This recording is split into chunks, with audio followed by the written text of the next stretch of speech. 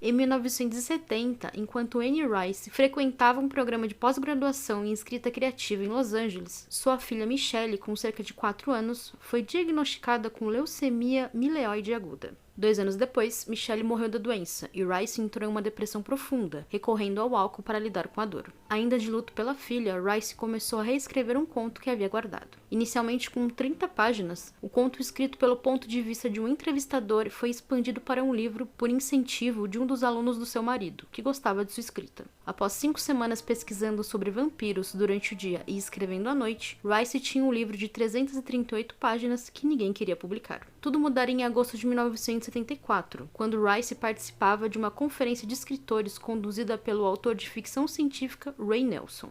Durante o evento, ela conheceu Phyllis Seidel, que se tornaria sua agente literária. Em outubro do mesmo ano, Seidel vendeu os direitos de publicação de Entrevista com o Vampiro para o editor Alfred A. Knopf por um adiantamento impressionante de $12.000 pelos direitos da edição de capa dura. Na época, a maioria dos novos autores recebia adiantamentos de $2.000. Publicado em abril de 1976, o terror gótico de vampiro foi um sucesso literário, gerando um total de 12 sequências, conhecidas coletivamente como as Crônicas Vampirescas, além da série derivada Novos Contos dos Vampiros. Mas, antes mesmo da publicação do livro, Hollywood já estava interessada em levar a história para as telas. Eu sou Júlia Gavilã, e esse é Mais Que Um Filme. Inicialmente, a Paramount adquiriu os direitos de Entrevista com o Vampiro e o roteiro passou anos em desenvolvimento, até ser vendido para a Lorimar Productions, uma produtora estadunidense a princípio focada em produções para TV, que se tornou subsidiária da Warner Bros. Em 1989. Porém, o projeto não ficou nas mãos da Lorimar, e os direitos acabaram sendo vendidos para a The Geffen Film Company, que operava como uma divisão da própria Warner. Após o enorme sucesso de Traídos pelo Desejo em 1992, o estúdio convidou o diretor irlandês Neil Jordan para dirigir a adaptação de Entrevista com o Vampiro. Jordan ficou intrigado pelo roteiro pela teatralidade, mas ficou especialmente interessado depois de ler o livro de Rice. Ele concordou em dirigir o filme com a condição de poder escrever o próprio roteiro, embora não tenha recebido crédito como roteirista, devido a exigências do Sindicato dos Roteiristas.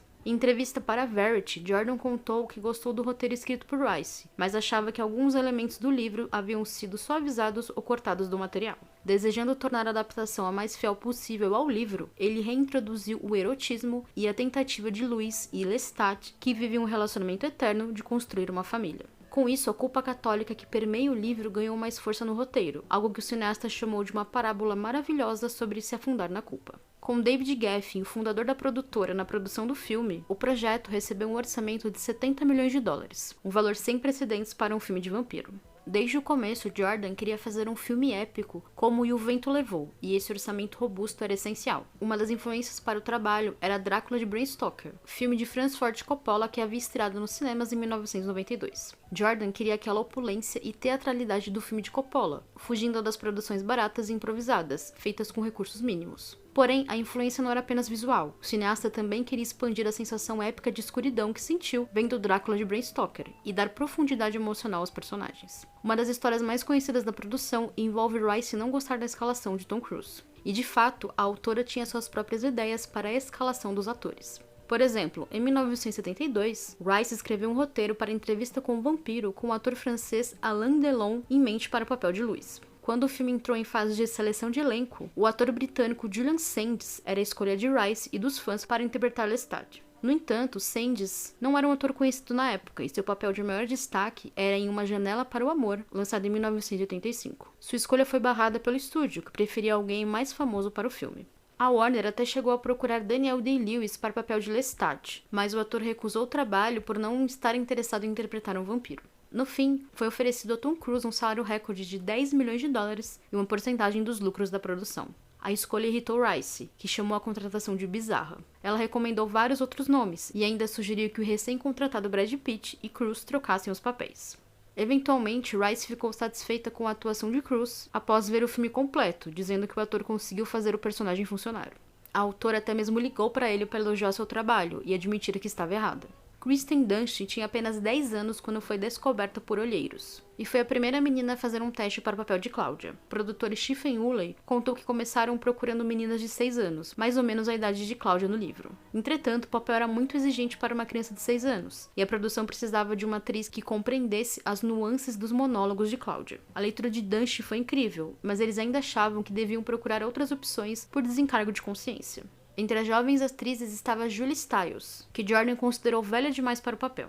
Consciente da homofobia em Hollywood, Rice achava que a única forma do filme ser produzido era reescrever o papel de Louise, mudando o personagem para uma mulher. Na época, Cher foi considerada para o papel, e a cantora chegou a escrever com Sheila I. Kurd uma música chamada Lovers Forever para a trilha sonora do filme. Quando Pete foi escalado para o papel, a música foi oficialmente descartada para a produção. Em 2013, uma versão pop dance da canção foi lançada no álbum Closer to the Truth.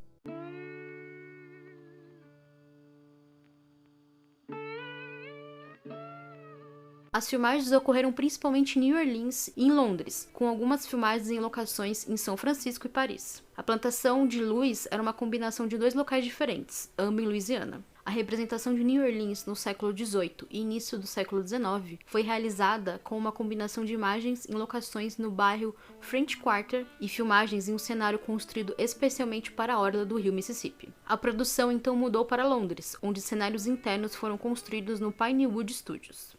Os cenários projetados por Dante Ferretti incluem os interiores da casa de Louis, Lestat e Claudia em New Orleans, a suíte do hotel de Claudia e Louis em Paris, o Teatro dos Vampiros e as catacumbas onde vivem os vampiros parisienses. Em entrevista para a Entertainment Weekly em 2011, Brad Pitt admitiu que estava miserável durante as filmagens e chegou a tentar rescindir seu contrato. Ele chamou a produção de 6 meses de pura escuridão devido às filmagens exclusivamente noturnas, realizadas principalmente em Londres no auge do inverno. O roteiro, que ele recebeu apenas 2 semanas antes do início das filmagens, também o decepcionou por acreditar que o personagem do livro era mais filosófico. Para o ator, os aspectos sensacionalistas de Lestat se tornaram o pulso do filme.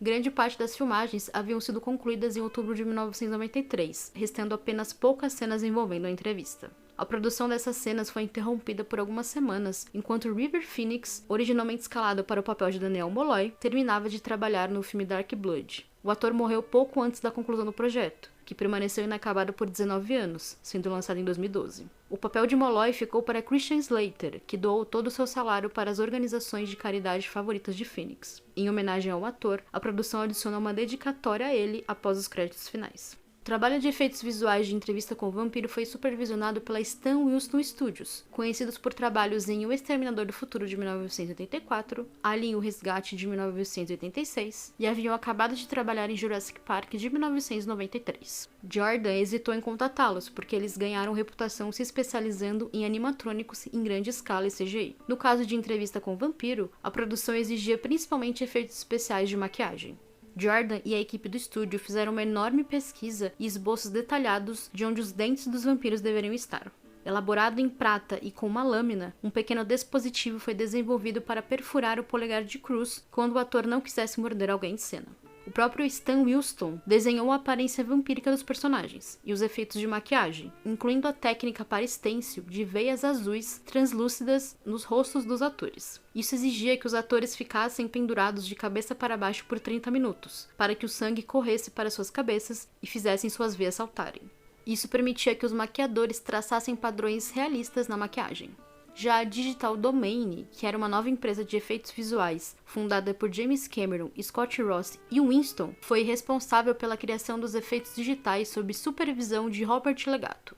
Os efeitos digitais foram usados principalmente para adicionar detalhes ou para aprimorar certos efeitos físicos, como o caso dos dentes dos personagens, que eram uma combinação sutil de próteses físicas e aprimoramentos digitais. Os incêndios presentes na história, como o cenário de New Orleans e a plantação de Louis, eram chamas geradas por computadores sobrepostas a miniaturas. Os efeitos digitais mais difíceis de ilustrar foram as transformações de Louis e Claudia em vampiros. A cena em que Claudia corta a garganta de Lestat foi realizada transferindo o sangramento de Cruz em uma ferida protética para um modelo animatrônico projetado para murchar à medida que sangrava. O efeito foi aprimorado com sangue gerado por computador. Winston também esculpiu o modelo bruto para os restos carbonizados de Claudia e Madeleine, usando fotografias de arquivo de vítimas da bomba atômica em Hiroshima. Uma versão preliminar de Entrevista com o Vampiro foi exibida como teste, e segundo David Geffen, o público achou que havia sangue e violência demais.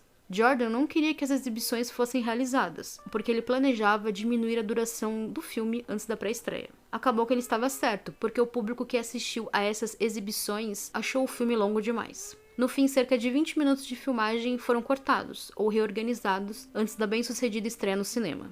Entrevista com o Vampiro estreou em 11 de novembro de 1994, arrecadando 36,4 milhões de dólares no primeiro fim de semana. O filme ainda recebeu 2 merecidas indicações ao Oscar de melhor trilha sonora e melhor direção de arte, hoje conhecido como melhor design de produção. Nada mal por uma história que ninguém queria. Eu sou Júlia Gavilã e esse é Mais Que Um Filme. Me siga nas redes sociais para acompanhar o que eu faço por aí e bater um papo comigo. Também siga o feed do podcast para não perder nada e conheça o catarse do Mais Que Um Filme. Ou me pague um café via Pix. Até a próxima!